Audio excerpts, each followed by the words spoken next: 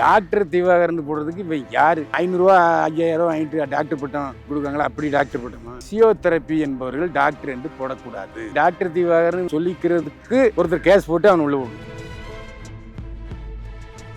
ஒரு டுபாக்கூர் படத்துக்கு ப்ரமோஷன் பண்ண வந்தான். நான் சிவாஜி கணேசனை விட நல்லா நடிப்பேன், அதாக்கும் இதாக்குன்னு வளர ஆரம்பிச்சேன். நிறுத்து, இந்த படத்தை பத்தி மட்டும் பேசு, மற்றதை பற்றி பேசுன தொலைச்சு விடுங்க, வெளிப்போ அப்படின்ட்டு. படத்தை பத்தி நீங்க பேசுறேன்.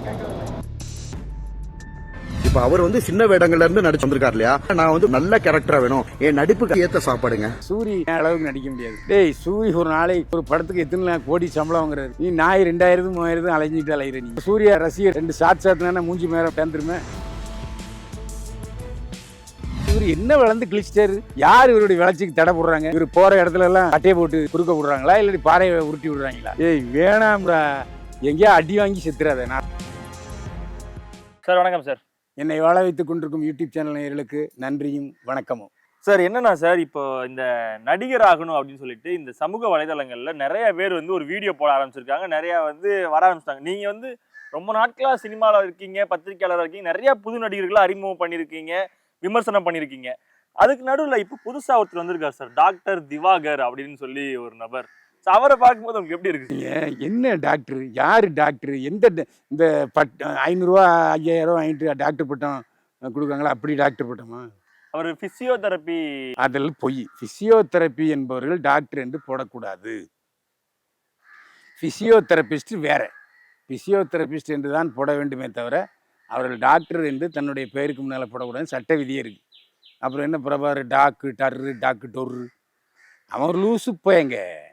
அதாவது ஒரு மனிதன் இப்போ தன்னுடைய விரல் எவ்வளோ வீக்கம் இருக்குங்கிற ஒன்று உண்டு. யானைக்கால் வீக்கம் வேற, விரல் வீக்கம் வேற. அது மாதிரி ஒரு யானைக்கால் வீக்கம் உள்ளவன் ஆர்வ கோளாறுன்னு சொல்லுவோம்ல, அந்த ஆர்வ கோளாறு அதிகமாச்சுன்னா பைத்தியம்னு அது. அந்த மாதிரி எங்கள் சமீபத்தில் ஒரு டுபாக்கூர் படத்துக்கு ப்ரமோஷன் பண்ண வந்தான். ஏன்னா அந்த டுபாக்கூர் படத்துக்கு நடித்த நடிகை யாரும் வரமாட்டேன்ட்டாங்க. ஆனால் அந்த டைரக்டரு ப்ரொடியூசரு என்ன மாதிரி இருந்தாங்கன்னு தெரியல, வரல. ஸோ ப்ரொமோஷனுங்கிற பேரில் அவனை கூப்பிட்டு வந்தாங்க. அவன் என்ன பண்ணிட்டான், நான் சிவாஜி கணேசனை விட நல்லா நடிப்பேன், அதாக்கும் இதாக்குன்னு வளர ஆரம்பிச்சேன். நிறுத்து, யார்ப்பா நீ? இந்த படத்தை பற்றி மட்டும் பேசு, மற்றதை பற்றி பேசுன தொலைச்சி விடுங்க, வெளிப்போ அப்படின்ட்டு. அப்புறம் எல்லாரும் இழுத்து வெளியே விட்டோன்னு வச்சுங்க. அந்த மாதிரி ஒரு அரலூஸ்.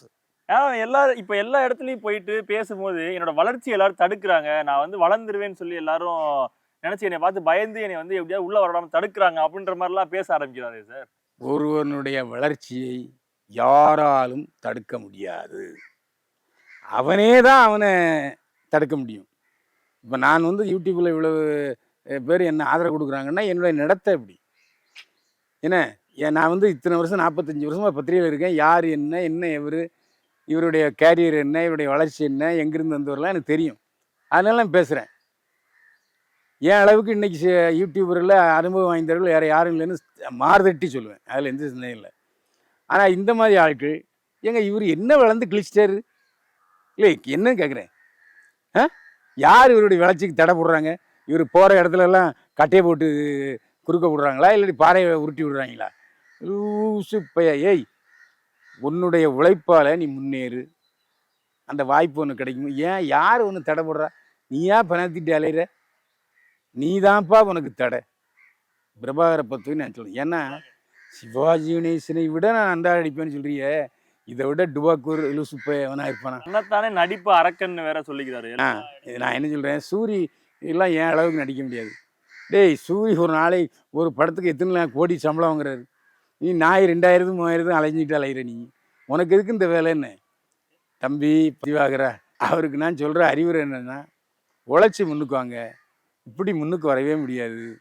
நீங்கள் டைரக்டர் போய் பாருங்கள், உங்களுடைய திறமையை சொல்லுங்கள், திறமையை காட்டுங்க, எப்படி பேசுவேன்னு சொல்லுங்கள், வாய்ப்பை பெறுங்க. வாழ்த்துறேன் சார். ஆனால் இவர் எல்லாரையும் ஒருமையில விமர்சனம் பண்ண ஆரம்பிக்கிறது. சமீபத்தில் பார்த்தீங்கன்னா அந்த கருப்பன்ல திருப்பி சூர்யா அவர்கள் வாட்டர் மெலன் சாப்பிட்ற மாதிரி சீன் வருது. என்னோட சீன் எடுத்து திருப்பி சூர்யா அவர்கள் நடிச்சிருக்காரு அப்படின்ற மாதிரி ஒரு செய்தியை வெளியிடும் போது சாந்தனு, வெங்கட் பிரபு அவர்கள் எல்லாமே இதெல்லாம் தப்பு, இந்த மாதிரி யாரும் இவரை போர்ட்ரே பண்ணாதீங்கன்னு சொன்னா, எல்லா நடிகர்களையும் இவரை யாரெல்லாம் பேசுறாங்களோ அவங்க எல்லாரையும் ஒருமையில விமர்சனம் பண்றாரு. உங்களையே அவரோட சேனல்ல ஒருமையில விமர்சனம் பண்ணி போட்டாரு. அதெல்லாம் நான் பார்க்கல.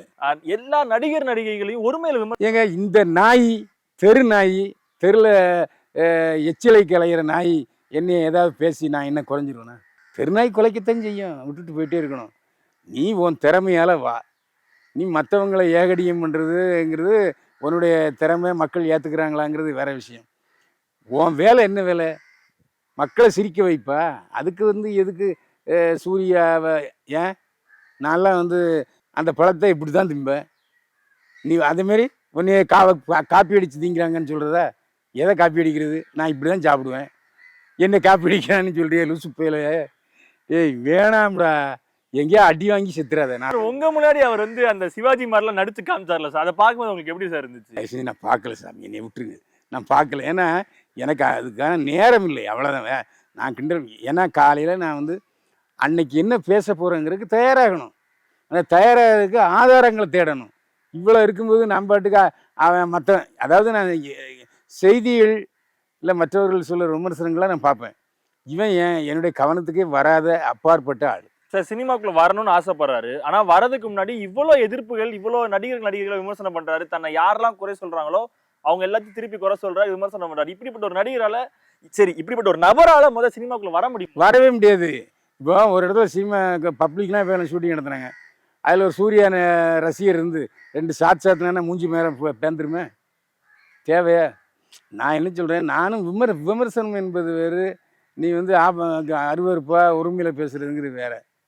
யாரை பயக்கிற? கிட்டத்தட்ட லட்சக்கணக்கான ரசிகர்கள் இருக்கிற சூர்யாவை பயக்கிற. சூர்யா, சாந்தனு, வெங்கட் பிரபு அவர்கள் எல்லாரையுமே தன்னை யாரெல்லாம் திட்டுறாங்களோ அவங்கள பத்தி போயிட்டு இவர் ரொம்ப தப்பான ஆளு, இவர் நடிகை கிட்ட தப்பா நடந்துப்பாரு. இப்ப சமீபத்துல ஒரு ரிப்போர்ட்டர் ஒருத்தர் அவர்கிட்ட 2 கேள்வி கேட்டாரு.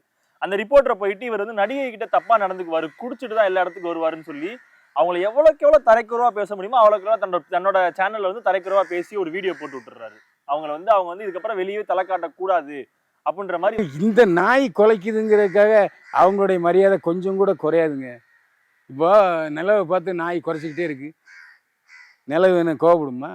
அது வேலையை செஞ்சுக்கிட்டு இருக்கோம், இவன் குலைக்கிறத குலைச்சிக்கிட்டு இருப்பான். அப்படித்தான் இது கண்டிக்கத்தக்கது. அடி வாங்கினா திருந்திடுவான்.